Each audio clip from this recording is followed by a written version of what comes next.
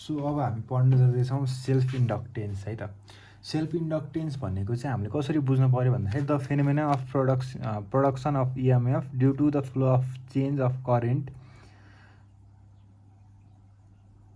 In the same coil itself is called self induction. यो अलिक गाह्रो जस्तो सुनियो होला, तर हामीले बुझ्दाखेरि कसरी बुझौँ भन्दाखेरि चाहिँ लाइक यहाँ हेरौँ है त अगाडि पेजमा, यहाँ अलि माथि गएर बुझाइदिन्छु म। हामीले हामीले जुन ट्रान्सफर्मर पढ्यो थियो नि होइन, ट्रान्सफर्मरमा के हुन्थ्यो भन्दाखेरि हाम्रो यो जुन प्राइमरी कोइल थियो, यो प्राइमरी कोइलमा हामीले इलेक्ट्रिसिटी पठाउँथ्यौँ है। यसमा जुन इलेक्ट्रिसिटी पठाउँथ्यौँ नि हामीले, यो इलेक्ट्रिसिटीले यतापट्टिको जुन हाम्रो सेकेन्डरी कोइल थियो त्यसको करेन्टमा जुन एउटा डिस्टर्बेन्स प्रड्युस गरेर यहाँ पठाउन त हामीले यसमा पठायो नि त भोल्टेज होइन, तर यो भोल्टेजले यहाँ भएको कोइलमा म्याग्नेटिक फ्लक्स उत्पादन गरेर वा भनौँ यहाँ भएको भोल्टेजले यहाँ यतापट्टि पठाएको जुन करेन्टले यतापट्टि डिस्टर्बेन्स क्रिएट गरेर यतापट्टि एउटा सानोवाला एउटा करेन्ट निकालिदिन्थ्यो नि त होइन।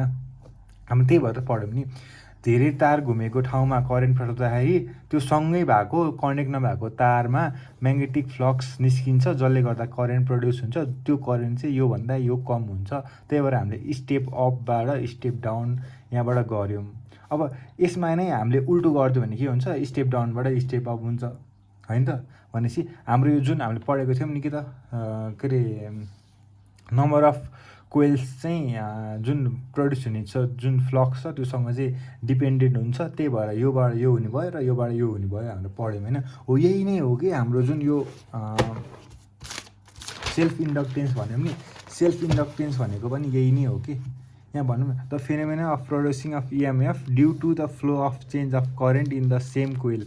एउटा कोइल छ अनि त्यो कोइलमा हामीले जुन करेन्ट पठाएको छौँ होइन, त्यसमा भएको जुन चेन्ज करेन्टमा भएको चेन्जले चाहिँ म्याग्नेटिक फ्लक्स निकालिदिन्छ अनि त्यो म्याग्नेटिक फ्लक्सबाट नै हामीले अर्को इएमएफ प्रड्युस गर्न सक्छौँ। जुन प्रड्युस भएको इएमएफ छ हो त्यो जुन सेल्फ आफै भयो नि त, हो त्यसलाई नै के भनिन्छ, सेल्फ इन्डक्टेन्स भनिन्छ है।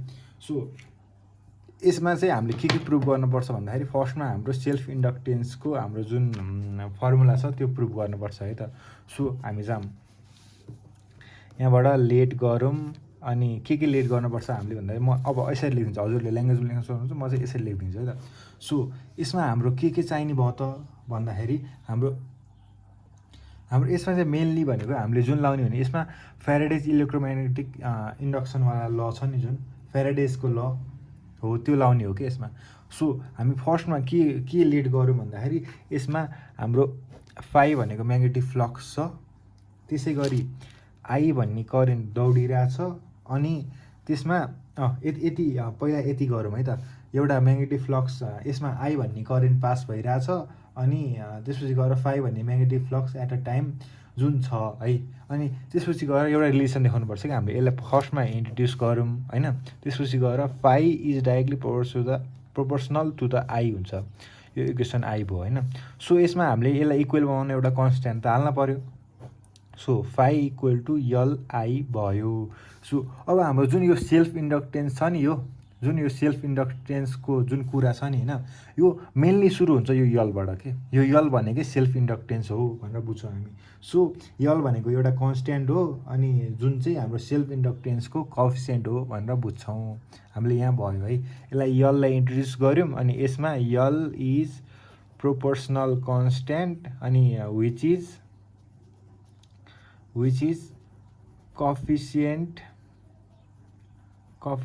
अफ सेल्फ इन्डक्टेन्स भनेर यसलाई इन्ट्रोड्युस गऱ्यौँ है, यहाँबाट इन्ट्रोड्युस गऱ्यौँ हो। अब सजिलो छ। Now by using Faraday's electromagnetic इन्डक्सनको ल, फ्याराडेज ल,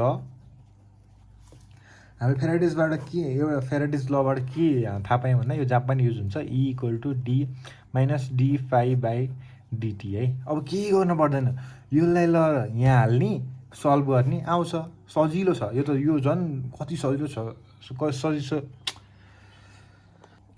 यो त झन् कति सजिलो छ हेरौँ है त। अब हेरौँ है त, यहाँ E equal to minus d phi by dt भयो है। सो हामी फाइको सट्टामा के राख्छौँ भन्दाखेरि minus d L I by dt गर्छौँ।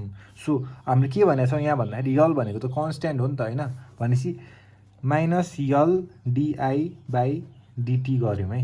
सो यतिसम्म भयो है। अब हामीले यसमा के गर्नुपर्छ त भन्दाखेरि सो हाम्रो जुन यो इएमएफ थियो नि यो चाहिँ अपोजिङ इन नेचर छ।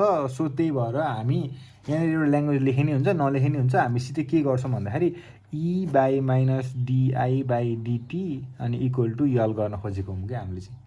यलको भ्यालु निकाल्नुपर्छ नि त, अनि त्यही भएर सधैँ त्यही गर्ने हो नि त होइन। यहाँ अब अरूमा के आउँथ्यो, यहाँ चाहिँ यल आयो कि, जुन चाहिँ नि हाम्रो त्यो युनिभर्सलकै त्यो जहाँ पनि घुस्न मिल्ने के हुन्छ नि, हाम्रो एउटा साथी हुन्छ नि त्यो जहाँ नि घुस्दिने के, यता पनि ठिक हो उता पनि ठिक हो, त्यस्तै के हुन्छ यहाँ चाहिँ यल आयो कि। अब के को ठाउँ अन्त्य थियो होला नि त, यो पनि केकै साथी रहेछ होइन। सो अब यलको भ्यालु हाम्रो यति आयो है, L equal to E by minus dI by dT आयो। सो अब यो सँगसँगै हामीले अर्को पनि के गर्छौँ भन्दाखेरि यसमा सेल्फ इन्डक्टेन्स इन सोलिनोइड गर्छौँ के, यसै पर्छ, यो यसकै भित्र पर्छ होइन। सो यसलाई एउटा इक्वेसन मानौँ है त, हामीले यसलाई इक्वेसन 3 मानौँ होइन, अनि यसलाई इक्वेसन यसलाई आइआई मानौँ, यसलाई आइआई मानौँ है त। फर्स्टको इक्वेसन त यो छँदै छ, यसलाई यो आई भनेकै यही हो है त। अब के गरौँ हामीले भन्दाखेरि सो अब सोलिनोइडलाई इन्ट्रोड्युस गऱ्यौँ, त्यसमा यो हुन्छ ऊ हुन्छ, बी भनेको म्याग्नेटिक फिल्ड हो, त्यो हामीले अगाडि पनि बायोट साबाटमा पनि पढिसकेको छौँ है। सो हामीलाई के थाहा छ त भन्दाखेरि स्मल, यो जहाँ पनि लेख्नुपर्छ है, हजुरले लेख्नुभयो होला, small N equal to capital N by length, यो number of turns by length, यो हाम्रो सोलिनोइडमा जहाँ पनि यो लेख्न पर्छ। सो यसमा हामीले इन्ट्रोड्युस गरौँ, यन भनेको यो हो, यो भनेको फलाना हो, यो भनेको ढिम्कान हो, हामीले चाहिँ लेख्न पर्छ। हामी साइन्स पढ्ने मान्छेलाई त्यो लेख्न सजिलो कुरा हो, टिचरले खासै याद गर्नुहुन्न, त्यही भएर लेख्न चाहिँ पर्यो, तर त्यो पढेर बस्ने फुर्सद हुनु नि सरलाई। सो एन्ड अब यसमै अब फेरि बीलाई इन्ट्रोड्युस गरौँ, म्यु नटलाई इन्ट्रोड्युस गरौँ, आईलाई इन्ट्रोड्युस गरौँ है त। यसमै अब यो फर्मुला त हजुरलाई थाहा छ नि, B equal to mu naught n I, यो फर्मुला हजुरलाई थाहा छ है। अब के गर्ने भन्दाखेरि यो यनको भ्यालु लगेर यहाँ लगेर हालिदिने, म्यु नट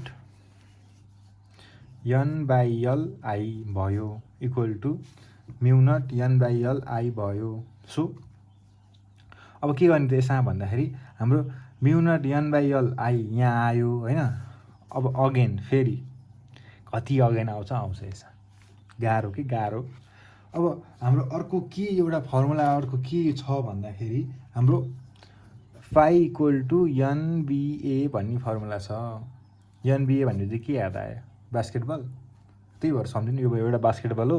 एनबिए भनेको जुन हाम्रो फर्मुला थाहा, के अरे फर्मुला फुल फर्म थाहा आएन मलाई होइन, त्यही पनि हजुर ट्यालेन्ट हुनुहुन्छ नि त। So magnetic flux equal to NBA भयो। अब के गर्ने त भन्दाखेरि N into mu naught N by L I अनि इन्टु ए गऱ्यौँ, बीको सट्टामा यो बीको भ्यालु लगेर यहाँ तल राख्यौँ, अनि इक्वल टु अब यहाँ के हो भन्दाखेरि mu naught N square by L I into A भयो। सो यति भयो। अब एन्ड फेरि एन्ड, अब हामीले जुन यहाँ अगाडि एउटा भ्यालु निकालेको थियौँ नि, यहाँ हेर्नुहोस् कि यो फाईको फर्मुला भनेको यल आई थियो नि होइन, हो यसलाई लगेर अब यहाँ हाल्छौँ कि हामी L I equal to N के अरे सरी यहाँ mu naught N square by L into I into A, यो आएर यो आई बाई बाई भयो। अब L equal to mu naught N square by L into A. अब यहाँनिर हाम्रो विद्वानहरू झुक्किनुहुन्छ कि यो यल र यो यल छुट्टै छुट्टै यल हो, यो यल भनेको हाम्रो प्रोपोर्सनालिटी कन्स्ट्यान्ट हो भने यो भनेको हाम्रो लेन्थ हो, त्यही भएर यो र यो मल्टिप्लाई कदापि पनि हुँदैन स्वाहा, त्यही भएर हाम्रो यहीँ छुट्न पर्यो। So self inductance of solenoid भनेको mu naught N square by L into A हुनु रहेछ हो। यसरी बुझ्नुभयो त हजुरहरूले, यति गरेपछि खतरा हो कि खतरा।